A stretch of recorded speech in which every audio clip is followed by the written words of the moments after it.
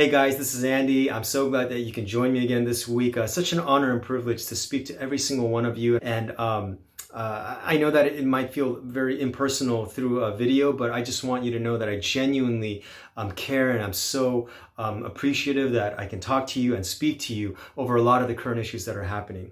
You know, as we're ramping up to the election, I imagine you're going to have a lot of conversations with a lot of different people, whether it's through social media, whether it's through the phone, whether you're FaceTiming people, your friends, your family, coworkers, employees, employers, etc., right? People at your church. You're going to be having a lot of conversations. Now, as a conservative, as a Christian conservative, or as a Republican, there was a very famous phrase by Ben Shapiro, right? And he said, facts don't care about your feelings. And that's true. Facts don't care about your feelings. Jesus Christ calls himself the truth, right? It's not that he's a true person and he's a good teacher. He is good, right? He is the truth. And so for him, Jesus Christ does not change based on my feelings, right? Even if I wished that the world ended in 2012, remember there was a whole thing, the Mayan controversy and all that stuff? Just because I wish it, or I have a feeling that this is going to happen, it doesn't necessarily mean that it's going to happen. The truth is the truth regardless of how I feel. And this is a correct statement made by Ben Shapiro. But a lot of people, whenever we have a lot of knowledge, or whenever we have a lot of truth or facts in our heads and we really appreciate that, and that's a good thing, what happens to that person? Usually they get puffed up and they lose love. What does that mean? They have arrogance, they have pride. And so with this pride and arrogance, I can easily lose my sense of identity in Christ. How does that happen? What does that look like? I don't love that person anymore. I am no longer speaking truth to them in a loving manner. What does it mean to love? There's a lot of things that we can go over very simply and just very quickly. Love is patient, love is kind, right? You hear that in probably almost every wedding that you've been to. Love is patient. If I can't be patient with somebody, right, a lot of the times you might want to just back away from the conversation because it's going to profit you nothing, as the Apostle Paul said. Or you might be like that annoying drummer during worship practice, right? Or like if you're in a band, just practice in general, that annoying drummer that just keeps on clanging the cymbal and you're just loud and obnoxious. You might be that guy, and I don't want you to be that guy.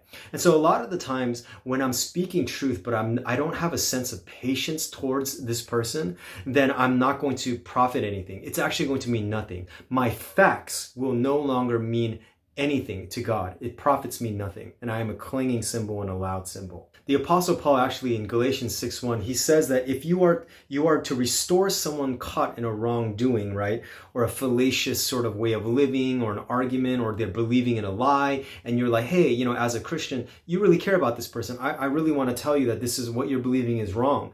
And you tell them, but what does he say? He says, you are to restore someone with a spirit of gentleness, right? So I'm not here to yell at them or make them look stupid, or, you know, make myself look smart and, you know, win an argument and that kind of thing. That's really not who I'm supposed to be. Now, I want to end this video really quickly with this. Whenever I'm getting into conversations with someone, sometimes I need to back out of the conversation. Not every conversation is going to be fruitful for me. Proverbs chapter 20 verse 3 says, "It is to one's honor to avoid strife, but every fool is quick to quarrel." Right? So there's these fools that are quick to get into fights and get into arguments. And it's actually saying, the Bible is telling us that it's to my honor to avoid the strife, to avoid the fool. A lot of the times when you get into conversations on social media or talking with your coworkers or employers, etc., I can actually tell when I ask God for wisdom, James 1, and he gives it to me, I can actually tell this person, I shouldn't really talk with them right now. And everyone has moments like this. Talk to any marriage counselor. They're going to tell you at some points, guys, stop talking to your spouse about this thing, back up, chill out, calm down, and then you can engage this, right? And so don't think that we're better than them, okay? Whenever you run into someone like this, it's okay. We all go through it, right? And we all have these struggles. But there are times for me to gain honor, I need to actually avoid the conversation. I'm not going to talk with this person. Proverbs chapter 17 verse 27 says, "The one who has knowledge uses words with restraint, and whoever has understanding is even tempered."